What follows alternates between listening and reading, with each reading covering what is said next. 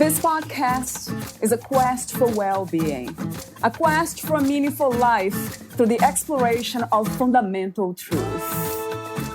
Enlightening ideas, insights on physical, mental, and spiritual health.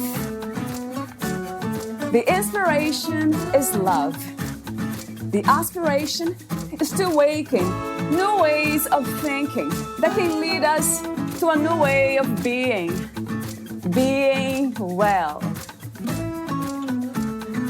Welcome to Body, Mind, and Soul Healing Conversations.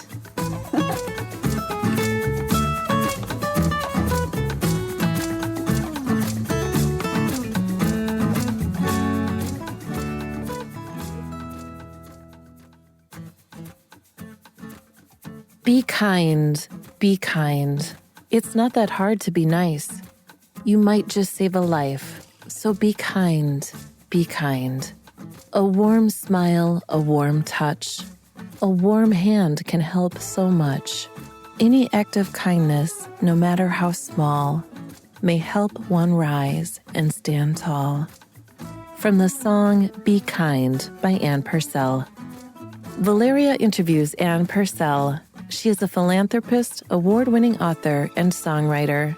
Her latest publication is Tender Flower of Heaven, which is a collection of 130 poems. Ann has been a full-time teacher of transcendental meditation since 1973, teaching transcendental meditation and advanced courses in many countries around the world. In addition, she has worked on curricula and course development for universities and continuing education programs. Ann is also an international leader of the TM Women Organization and oversees the teaching of transcendental meditation in girls' schools and communities in several countries in Africa. Ann founded Enlightenment for Everyone in 2012. She donates all proceeds from her photography, books, and music to its educational programs. Meet Ann at enlightenmentforeveryone.com. Here's the interview with Ann Purcell.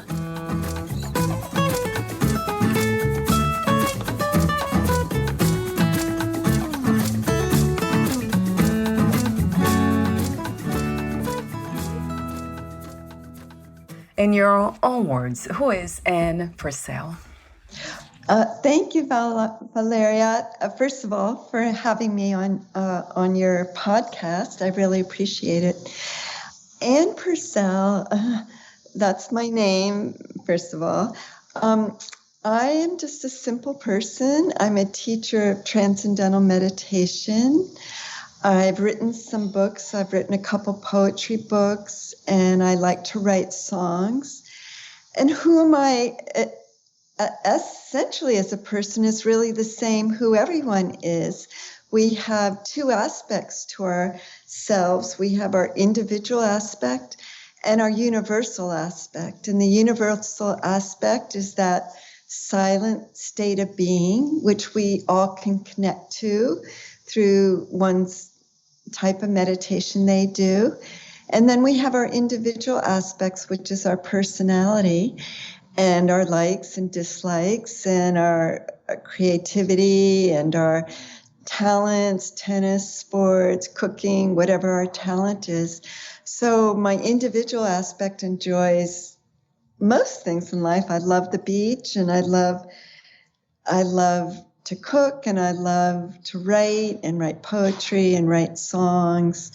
And I love to teach meditation as well. Oh, wow. I have lots of questions already, besides ones here. So I love the universal aspect that you speak of. That's here, that we all have access to it. Is that what you call the spiritual side aspect of human beings? Yes, but I'd even take it one step deeper because, first of all, spiritual can have many meanings. And I think when people are spiritual, they're interested in higher knowledge, higher learning. They're interested in oneness of life. They want a deeper life for themselves. It could mean they're religious also, or maybe they're not religious, but they're interested in higher truth. But when I talk about the universal aspect I'm talking about the experience of being, the experience of pure silence, which is an unbounded state. It's a state that everyone has within them. We all have an active level of our mind, and we all have quieter levels of our mind. And we can even transcend that quietest level and experience that state of pure silence, pure being, the essence of who we are. And yes, that's completely a spiritual experience. Because it's an experience of wholeness and fullness. It's the integration of the mind, body, and spirit into one experience of wholeness and being. So that's what I mean when I say spiritual. It's not the intellectual seeking of spirituality, which is good and beautiful, but it's the experiential value of one's essence. Wow. I love that. And would you say that we can only have access to that experience through meditation? Well, interestingly, and that's what my first book is about, because I quote many, many people throughout time, from Einstein to Wordsworth to saints and texts from the different religions, from athletes and writers and artists who have all had the experience of the transcendent. It's within everyone, and any point in one's life, many people have had that experience, very spontaneous, very naturally, because it's the essence of who we are. But they came across the experience spontaneously, and it was so transformative that it, in many instances, changed the direction of their life. But then they weren't able to have it again, because chances are they tried to have it. And meditation is a way to experience it. The technique I use is transcendental meditation, because it's a very natural, effortless technique, and one can experience pure transcendence in a very effortless, natural way. And it can grow daily in life as well. That's has been one of my, let's say, biggest questions about how can we apply, how can we bring the flavor of that experience, this experience of wholeness, as you say, to the daily moment-to-moment living. Yeah, I would love to hear from you. How can we do that, and what it's called? We talked briefly off record, so I have an idea. And also, Anne, if you could, is that the same as enlightenment, the experience of wholeness that you speak of? Yes. Can I address your first question, and then I'll do the second one? How can we bring that experience into daily life? Yes. Every experience we have changes our brain. Everything we see on the outside changes our brain. Every moment in the day, we watch a scary TV show, our heart rate starts pumping. We watch a very happy movie, and at the end, we're just smiling and we just feel joy. So every experience changes our brain. Now, when we transcend through TM, that's also an experience, and that also changes our brain. And research shows that there's more coherence between the left and right hemisphere of the brain. And we've all experienced when we're stressed and frenetic, nothing goes right. We say things we don't mean, but when we're calm and relaxed, the whole day goes smoothly. We smile upon everything. So when we transcend, we're experiencing that state of coherence, that state of silence. And then, because the mind and body are interconnected, as the mind settles down to that state of pure silence, the whole physiology gets a very deep state of rest. And when we come out of meditation, we're feeling more relaxed. The mind is more clear, and we're bringing that silence with us into activity. Now, what happens is, over time, that silence, that fullness, that joy spills and grows more and more into our activity. It's like taking a cloth and dipping it into yellow dye. Then we put it in the sun, and then it fades, but then we dip it in the yellow dye again. We put it in the sun again, and then a little more of the yellow dye stays. And we keep repeating that process until the yellow dye stays. So, and when the yellow dye stays, getting back to your second question, enlightenment, that's enlightenment when we have that pure silence, that pure bliss, that pure fulfillment, independent of the changing world outside. It's just a state of our being when we have that also in activity. So it grows little by little every day. And Maharishi, who brought transcendental meditation to the West, and I loved when he said this, he said, enlightenment is not some far off mystical state that only people in caves can gain.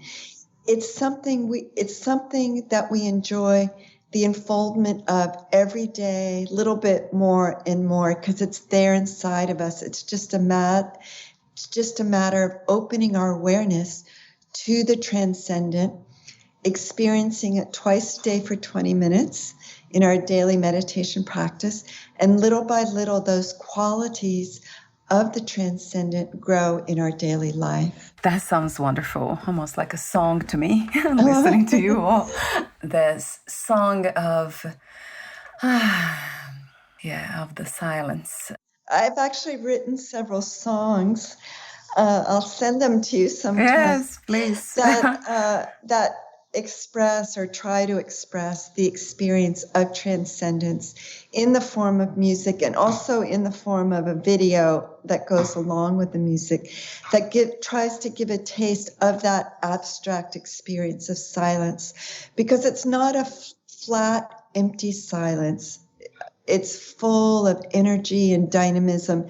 Silence flows, and you've heard all the great poets and mystics describe the transcendent throughout time as a state of, it's like being in the universe, or it's like all the galaxies, or it's like the river flowing, or it's like an experience of the golden sun, or it's an experience of oneness with all of creation, or it's an experience of pure love.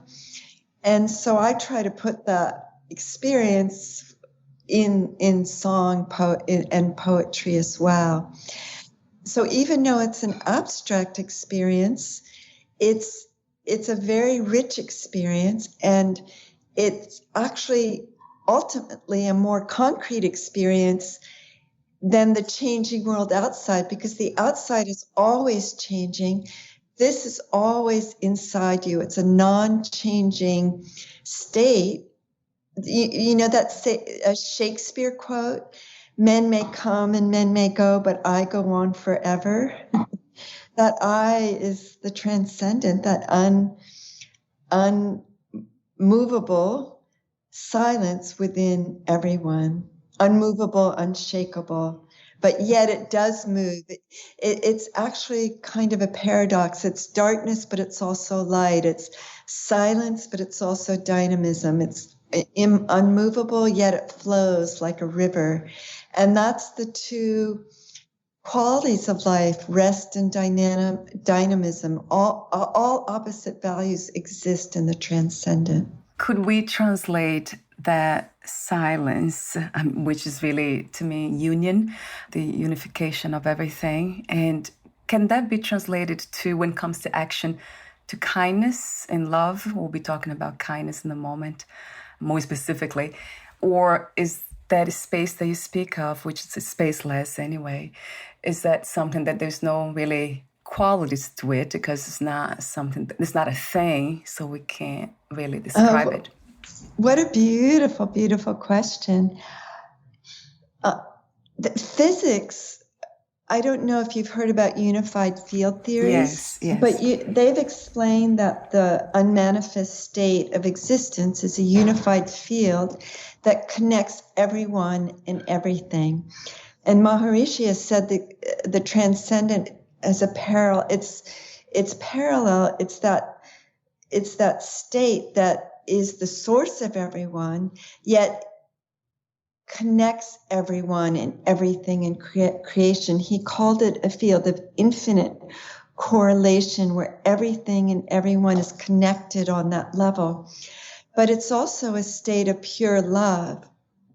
And the more you experience it and move in it, people report that they feel the heart opens up and the heart begins to flow more because the stress is melting.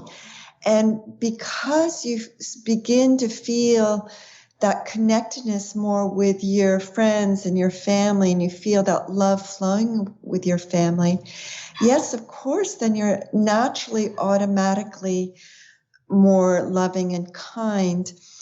You've heard the expression namaste, right?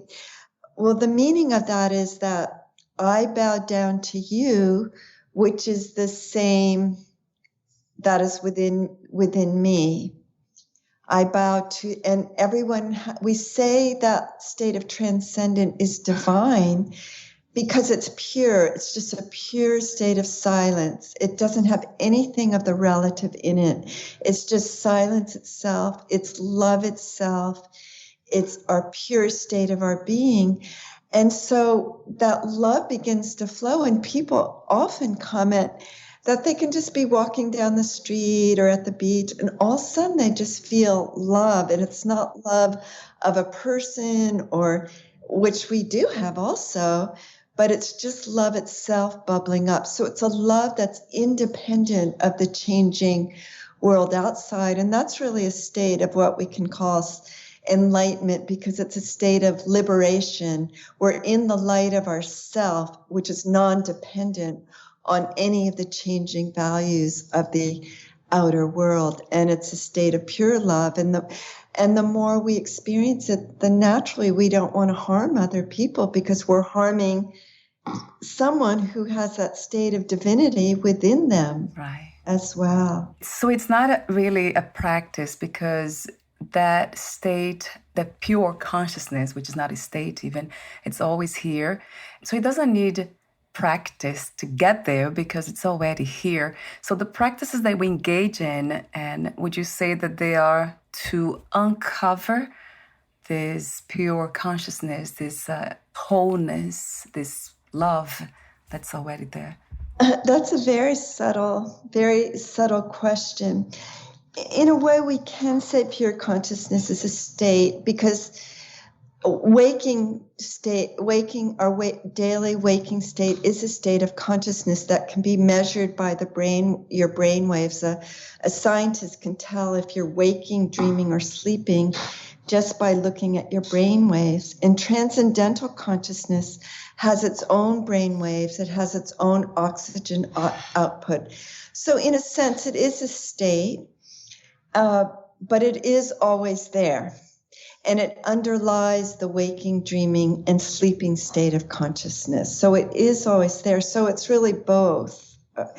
And I love what you said. Yes, it is something we just need to uncover. But because I practice TM, and that's my expertise, the technique of TM, it's like setting up for a dive. Once the dive happens automatically. So TM just teaches you how to set up for the dive, but then the dive happens automatically. And you do go deeper, you do go to finer levels of your thinking process, to quieter levels. And then you do transcend the finest level and experience that state of pure consciousness. But at the same time, as I said before, it's stress that covers that state. It's like taking a window with lots of dirt on it. And we dive and we get through the dirt. And sorry for the noise. We dive and we get through the dirt. And we see that clarity of the window. And every time we dive, a little bit more of the dirt goes away, a little bit more of the dirt goes away. And finally, the sun can shine through the glass of the window. The sun is always there, but it does need to remove the dirt that covering it, and the dirt is analogous to the stress. But you do need to dive into that state and experience it, and little by little, the stress goes away, and the sun within, the light within, begins to shine it's like the self reveals itself to itself, within itself, for itself, and then it begins to shine out. Once the light is bright, it starts to glow and shine out where others can see it as well. The glass, it made me think about the mind. Are they separate in a way? Nothing is separate, of course, but I have to speak that way for now. Pure consciousness that you speak of, kind of, it shines through the mind, but it's not the mind, right, Anne? Well, if you think of the structure of the mind and sort of our daily life, we have our senses. We have hearing, touch, taste, smell, and sight. And we take in information through all the five senses. And then our mind contains all those experiences. But then if we go a little deeper, our ego is the experience. The ego is what interprets, you could say, the experiences. But then if we go deeper, we have the intellect, and the intellect discriminates all those experiences. But then we can even go deeper, and we have a level of intuition, or we could say the feeling level. The feeling level is the closest to the transcendent. And we've all had the experience, if I'd just gone by my feeling. Because the feeling level is like a lot of people say your gut feeling, that expression. And it's our feeling levels that guide us, and our mind or intellect sometimes discriminates the feeling. Oh, your heart wants to do one thing, but your mind says something else. And so if they're not in sync, then it's hard, then you're back and forth between the two. But the more we experience the transcendent, which is even beyond the mind, ego, and intellect, the more actually we become in tune with our feeling level. And the more thoughts, even our intellect, those very fine thoughts, those discriminating thoughts, those creative bursts of thought emerge from the transcendent. And when the mind is clear, when the mind doesn't have all the noise of all those thoughts, when it's very clear, it can pick up those very fine thoughts or fine creative expressions. And even deeper than that, it can pick up those fine feelings. So we're more in tune with our feelings, which is, I'd like to use the word that our feelings are like our whispers of wisdom, and guide us in our daily life. And we become more and more in tune with that. Does that answer your question? Yes, yeah, that makes sense, the feeling, because it's a very concrete kind of experiential thing, the feelings that there's something here and something that's true to us. It's very clear, actually, but it's true that we often don't listen to that voice.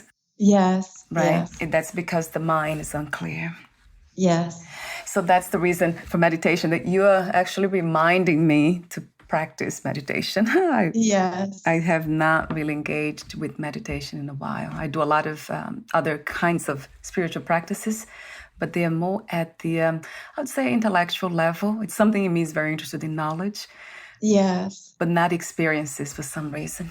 Well, knowledge and experience go together, right, too.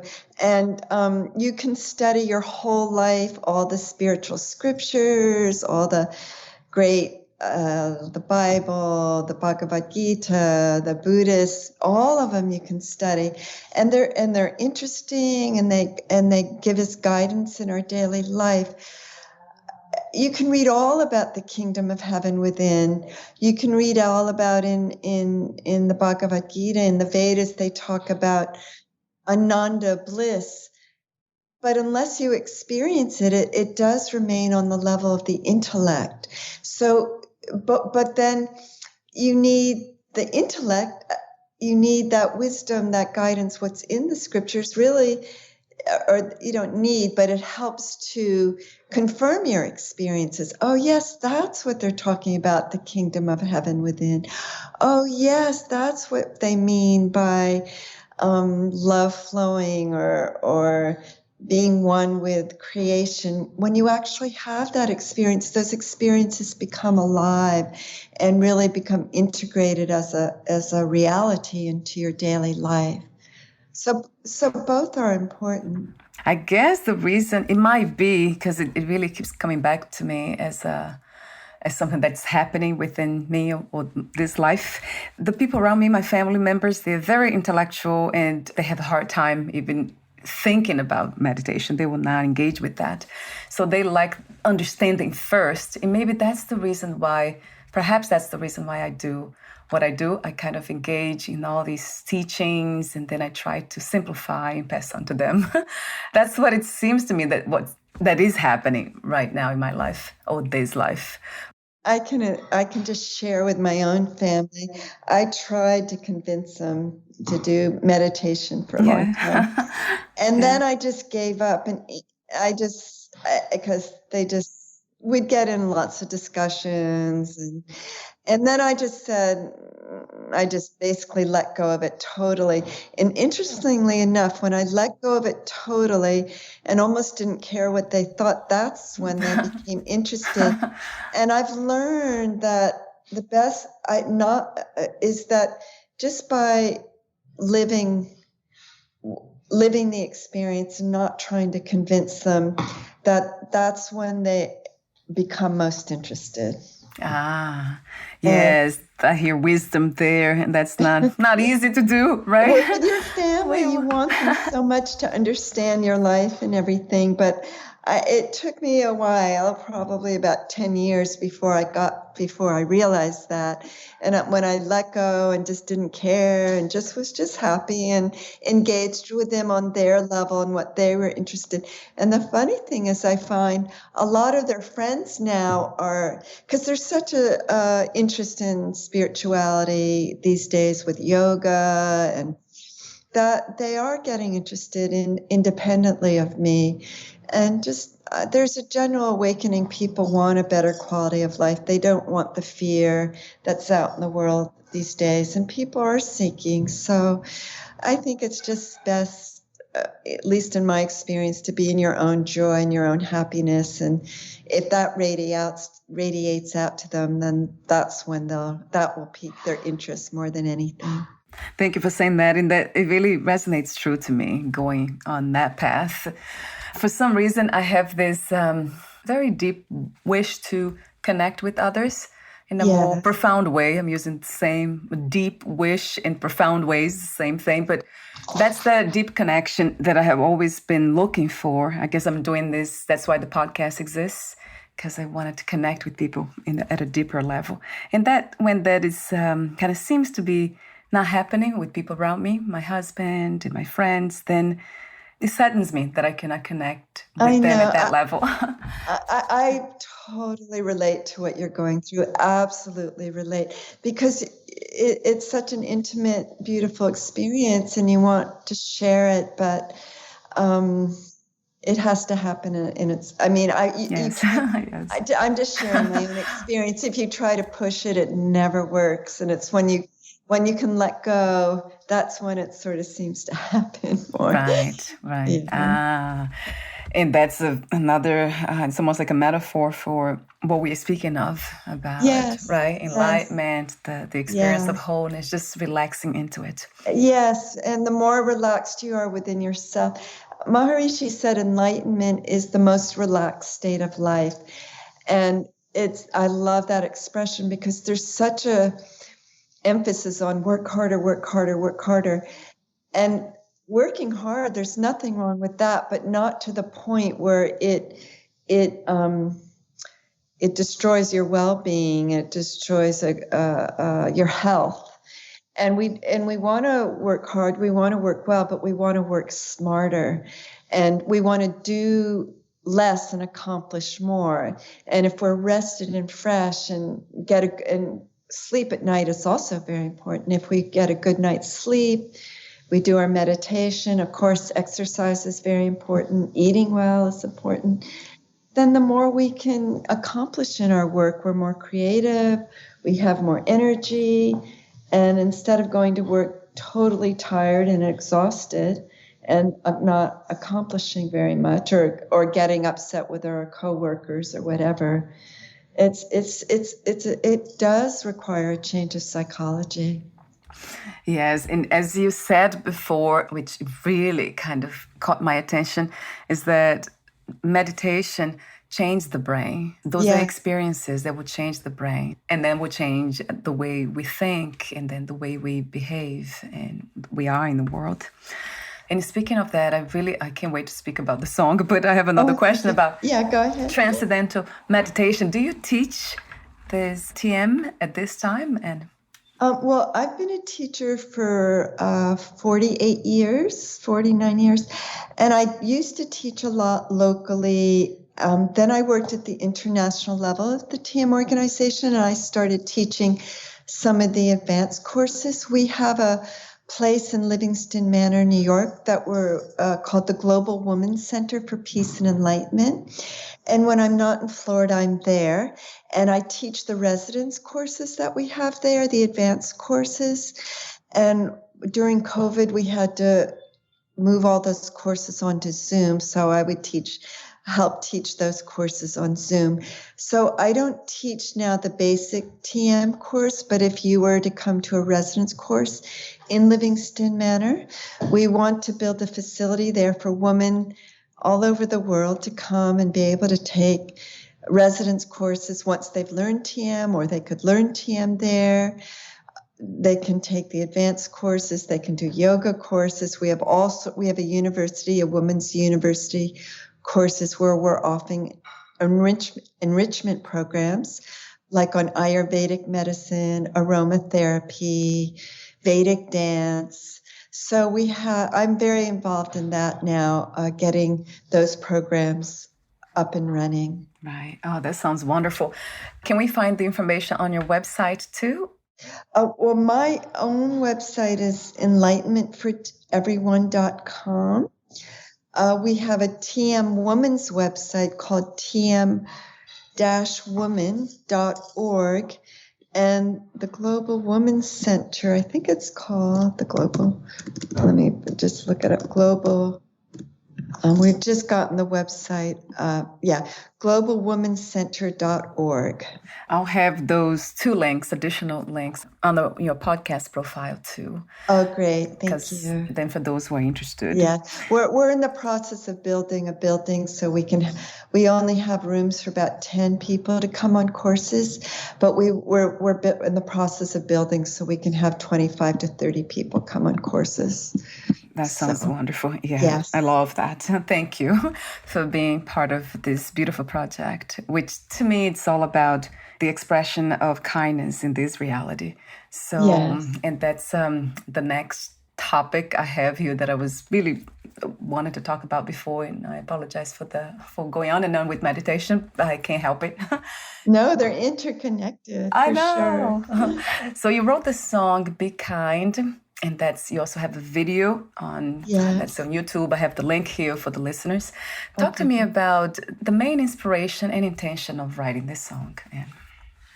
Well, it was interesting. My mother passed away a year and a half ago. And the day after she passed away, I went up to the beach. I love taking morning walks on the beach. And there were some people coming out of the beach, and I nodded to them and they nodded to me. I smiled. But I realized they have no idea what's going on inside of me. And usually I feel this, you could say oneness, just sort of on the same, I don't like to use the word wavelength, but there's not anything going on inside of me. I'm just happy to be at the beach. And there's just nice feeling of seeing them, that they're sharing the same experience. But on that day, I was feeling very delicate and emotional inside, just kind of very tender and raw. And I had the thought, this is the first line of the song, you don't know what one is feeling. And it just was a reminder that we can be people we see every day. We might not realize someone had died in their family, or they might have just gotten a divorce and we hadn't seen that person in 2 years, and we just don't know what goes on inside of people. And so it was just a reminder of being kind, that it's so important to be kind to other people. And we often think of being kind as maybe helping someone else who may a poor person or a homeless person or a person that has very obvious struggles in their life. And of course, that's completely important. But we don't often think of being kind to the person walking on the beach, or just someone we see, or even our neighbor, or someone we don't know what's going on in their life.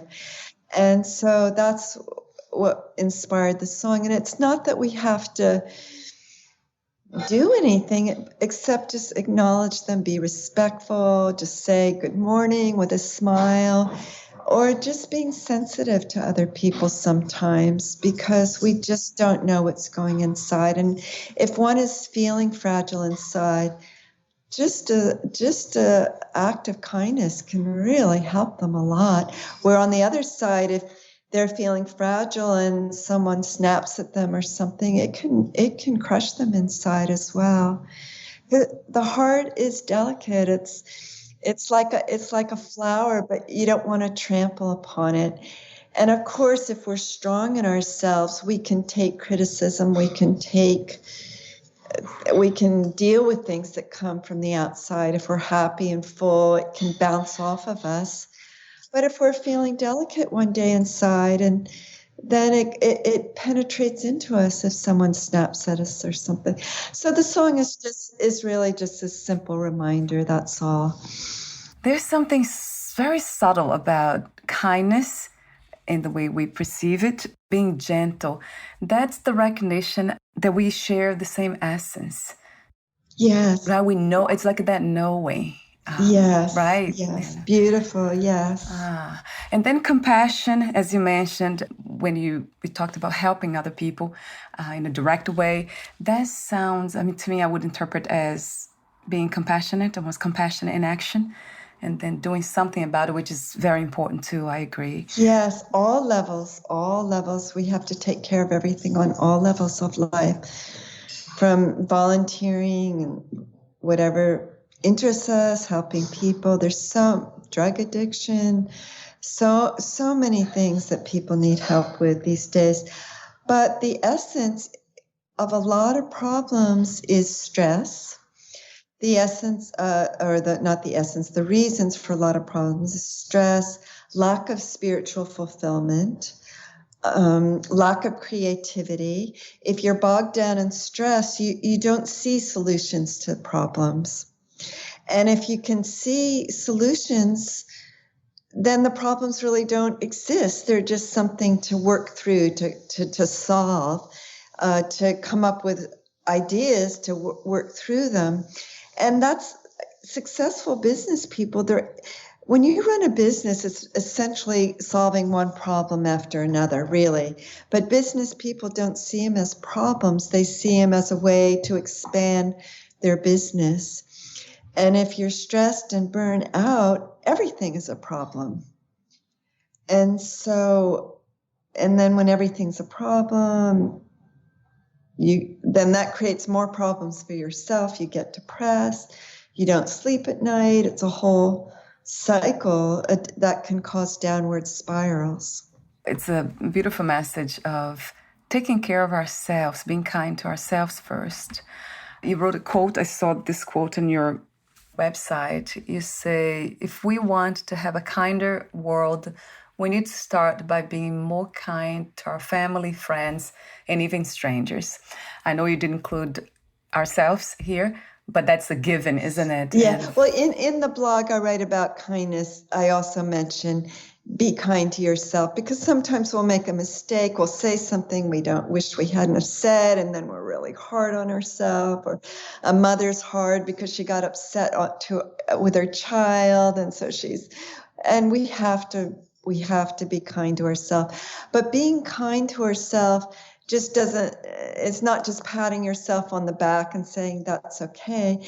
Being kind to yourself means getting good rest at night, taking care of yourself, eating well, taking time for yourself. If you can, a lot of mothers have a job, they have to come home to their kids, and it's hard. It's hard, but if you can take 20 minutes to meditate twice a day, the rest gained during transcendental meditation is twice as deep as that of sleep. So it's really a way to rejuvenate yourself. You still need sleep. It doesn't replace sleep, but it's such a great energy boost for oneself, and also just helps to relax the physiology. So being kind is not just a pat on the back. It means taking care of yourself. Yes. Thank you for saying that, adding that. And I remember reading that on your website too, of course. Yes. It's common sense to me. We're almost at the end. I do have a few more questions for you.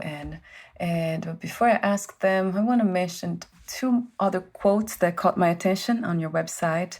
Yes. You quoted, if I can pronounce his name, the French philosopher Jean-Jacques Rousseau.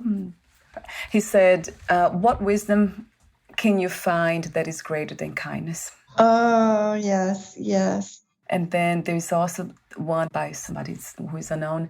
Kindness is the language which the deaf can hear and the blind can see. I love that. I love that. The thing is, everyone, even people who seem mean or rough or in trouble, everyone wants kindness. Everyone wants respect. Everyone wants to be treated with dignity. And it's hard sometimes when someone's being difficult, and sometimes we have to take a breath, and we don't want to damage one's feeling level at all. And that goes much deeper than, there's a saying, speak the truth, but speak the truth which is pleasing. We don't speak the truth that hurts people. And you don't have to make a mood of it. If someone walks in with a terrible looking dress on and they say, "Do you like my dress?" You don't have to say, "I love your dress," because that's not truthful. But there's ways around it. I'm trying to think what I would say. Yes. What I would say. Just say, Yeah. well, it's a nice dress. I don't know. That's maybe not a good example, but you know what I mean. We find a way to say something that doesn't hurt them. Right. In a way. Yeah. I always find something to compliment Yes, people. If I have to, I'll find something. Yes. But one very subtle, important point, we don't want to make a mood of always being kind. It has to be genuine. You have to feel it in your heart. I mean, it's better to make a mood of being kind than certainly to be mean.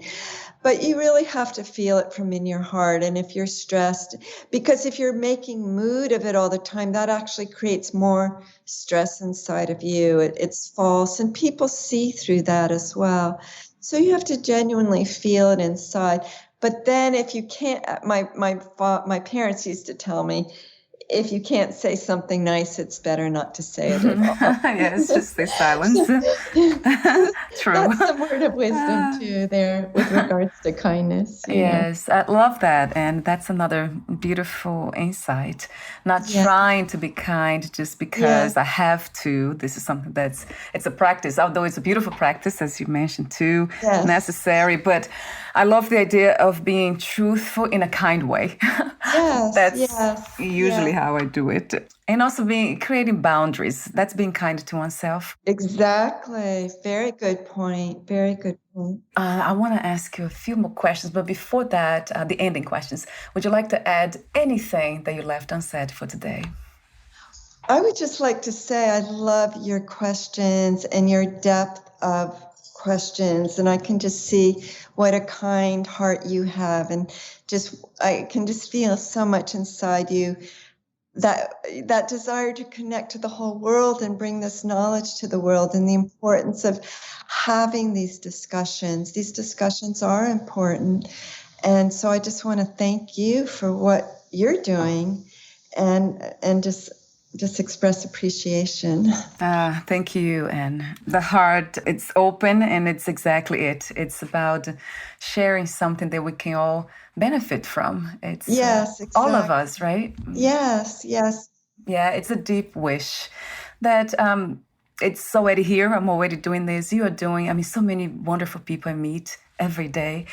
But we still see so much of this struggle in the world, so much I know. challenges. And I wonder why. Like, why is this still happening? There are so many beautiful people out there. Well, it's hard to understand, but one thing I feel is that the press and the news, they just focus on promoting that. And then there's people like you who are promoting the opposite. And I think there's a growing awareness, a growing desire for people who want to put their attention not on the negative, but on the positive, because that which you put your attention on in life grows in your life. So even though personally I like to be aware of the news, I have a political family, so I like to know what's going on and being able to discuss political viewpoints. I don't put too much attention on it because I really feel change comes from many directions, and politics is so far behind what the people want. I really feel that. And I feel that more and more change has to come from the people. And when people demand more kindness, when they demand more happiness, when they demand health programs rather than disease programs, or when they would demand more organic, better quality food, then eventually the government will respond. But I do think there is an underlying movement that we don't see on the surface that is really dedicated to improving the quality of life, speaking about more spiritual things. So it's important to create your own light in your own home and not have bring negativity in your home, or not dwell on the negativity at least. Yes. Yeah. That's another beautiful message for all of us, and reminder, right? To make our home sacred, sacred space. A happy place. Yes. Because it does start from the individual, and then the home, and then the town, and then the world. It really does all begin. Peace begins in the heart first, and then spreads out. If there is one message you wish everyone who listens to this interview to take with them, what would that be? I would have to say to transcend. I think transcendence is changing life from the deepest level. As I said before, we can change life through politics. We can change life through different organizations, which all have their place. But there are all these forces in life. There are political forces, there are economic forces, there's creative forces, there are environmental forces. But there's also the force of silence. There's the force that emanates from every human being. And the more we can experience transcendence, which the Vedas say is a field of bliss, it's a field of fullness, it's a field of wholeness, it's a field of peace. The more we can experience that, enliven that, the more it will spread in the environment. And the more that we can get groups doing it, people meditating together in large groups, then that we have a quantum leap in influencing the environment. So if we really want to change the world, I would say change it from the deepest level, and that's from the transcendent. Wow. You can still do it from the other levels, but start from the deep, because it's the basis. It's like the foundation for everything in life. Yes. Thank you for saying that. Yes. I have a deep appreciation for the depth of existence, which is here all the time. And we just, we miss it for some reason because we are so distracted with what exists that we forget existence itself. A beautiful right? point. That's a wonderful, wonderful point. Thank you so much, Ann, for your presence here today, for your contribution to peace in this reality from that deep place. that's not a place, and everything else in between that could be felt today. It's very subtle too. Thank you so much. Thank you, Valeria. I really, really enjoyed it. Yeah, we'll talk soon. Take good care of yourself. Okay, thank you. You too. Bye for now.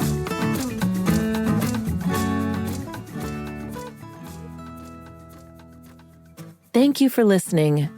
To learn more about Ann Purcell and her work, please visit enlightenmentforeveryone.com. You may also email Ann at annpurcell108@gmail.com.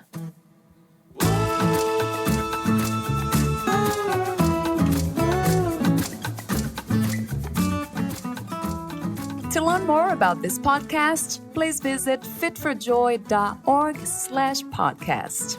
Thank you again for listening, and bye for now.